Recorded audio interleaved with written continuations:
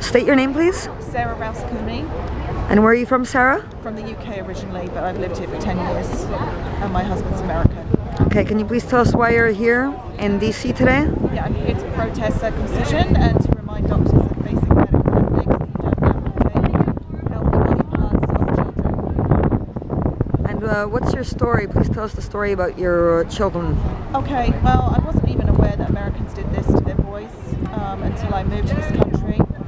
My husband's circumcised, and he explained that he was circumcised because it's difficult to get out of the hospital as a baby boy in the 1970s when he was born without being circumcised.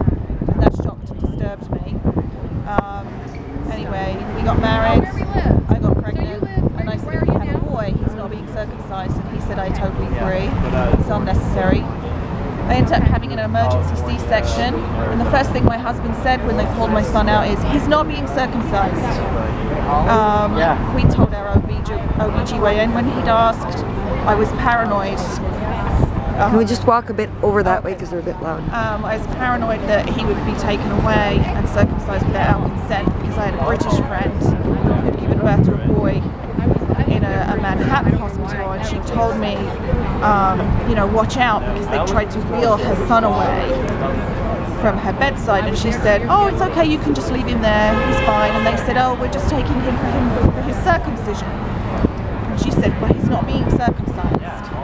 So she said, just watch out in the hospital, that's happened to you. So I was very paranoid.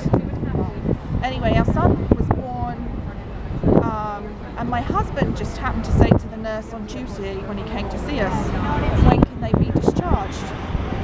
And she said, oh, just as soon as he's circumcised. And so my husband said, well, he's not being circumcised. We've made that clear. But there he was in the circumcision schedule in the hospital. He said, he's not being circumcised. Take him out of that. And what year was this? This was 2009. 2009. Yeah. And what city, what state? This was Brooklyn, New York Methodist Hospital. Really? And he said, take him out of the schedule. He's not being circumcised. She said, oh, only the doctor can remove him from the schedule. So he said, I'm telling you, I'm his father. Get that out of the computer, because if my wife finds out, she's going to go crazy.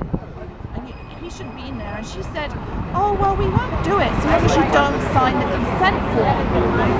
So their procedure was schedule him first, regardless of what the parents want. And then, I guess, just, I don't know. I mean, when you're in the hospital, you're just giving birth, there's a lot going on. They're constantly giving you paperwork to sign, like the consent forms about patient confidentiality. It worries me that I might have signed a consent form without realizing it. I mean, and that's terrible risk management by the hospital. I mean, what kind of mentality is it in a country that